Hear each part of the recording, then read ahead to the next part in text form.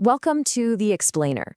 Today, we're going to grab our magnifying glasses and dive into one of the most common cases a data analyst has to crack, cleaning up messy data. We're on the hunt for those pesky missing values. This is really the golden rule in all of data work. It's simple. If you feed your analysis messy, incomplete data, you're just going to get unreliable, messy results.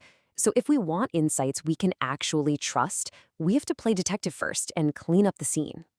So here's our game plan. First, we'll get a handle on why missing data is such a big problem. Then, we'll learn how to find the clues, kind of like a real detective. After that, we'll check out 2 different strategies for dealing with them, and we'll wrap up with a quick summary of your new data cleaning toolkit. Okay, let's get right into it. When we talk about missing data, we're usually looking at these little culprits. NaN, which, just means not a number, or maybe a none value. But why are these empty spots in our data set such a huge deal? Well, because these gaps aren't just empty, they're actively dangerous to your analysis. They can completely throw off your basic calculations, like an average or a sum, and that can lead you to make totally wrong conclusions.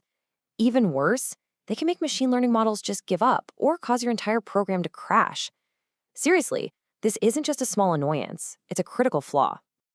All right, so every good investigation starts by surveying the scene.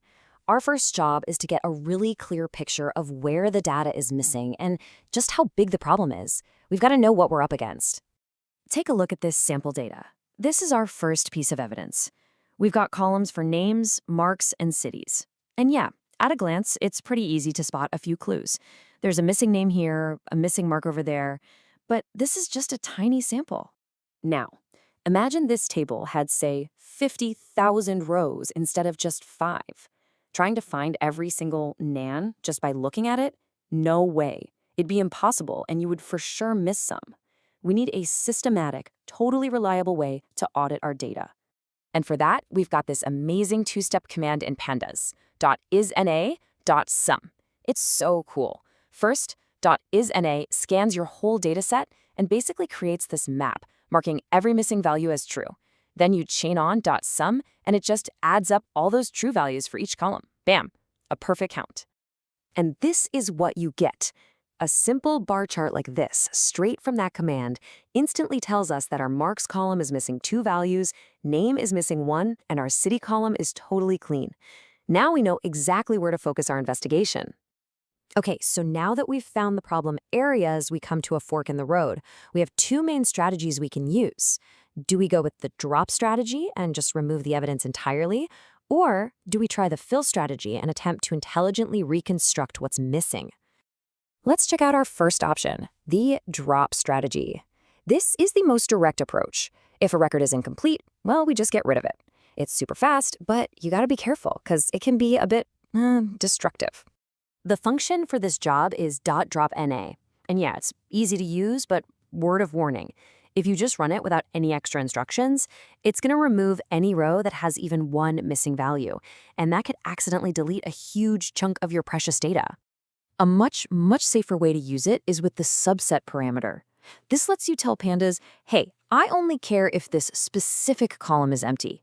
For example, if a sales record is missing the commission percentage, that row might be useless to us, so we drop it. This way, we only lose the rows that are truly broken for our analysis. It's way more precise. But what if every single row has valuable info, and we just can't afford to lose any of them? Well, that's when we turn to our second option, the fill strategy. Here, we don't delete, we repair. So the most basic fill technique is to just replace missing values with a constant. If a number like marks is missing, we could fill it in with a 0. If it's text, like a name, we might use a placeholder like unknown. Simple, right? Let's look at our messy data one last time. See, we've got that missing name down in the last row and that missing mark up in the second row. Using the .fillinAy method is just beautiful. It's so simple, you just select the column you want to fix, called .fillin, and tell it what value to pop in there as the replacement. So here, we're targeting marks with a 0 and name with the word unknown. And would you look at that? Just like magic, the gaps are gone. Our dataset is now totally complete. Every single row and column has a value. It's clean, it's ready for analysis. Perfect. But, sometimes filling with a 0 can kind of mess with our data, maybe skew the results. So a more sophisticated approach, especially for numbers, is to use a calculated value. Instead of just a zero, we can use the average, or the mean, of all the other values in that same column. This is a little two-step maneuver. First, you calculate the mean of all the existing marks, then you just use that calculated average as the input for your .fillinA function. This is a super common technique because it fills the gap without drastically changing the overall story of the data. And with that, we've followed the clues, we've chosen our strategy, and we have solved the case of the missing data. So let's put it all together and recap the essential tools you're going to need for your own data investigations. Okay, there are 3 fundamental methods to burn into your memory. First, find your clues with .isna, .sum. Second, if you absolutely have to remove records, do it surgically with .dropNA and use a subset. And third, to repair your data, use .fillNA with either a simple value or a smart statistic. And that brings us to our final and maybe most important question. Your data is now clean, sure, but the choices you made have a real impact. Think about it. Filling a missing mark with a 0 tells a very different story than filling it with a class average, right? So always remember to clean with a purpose, and be aware that how you clean your data helps shape the story it's ultimately going to tell.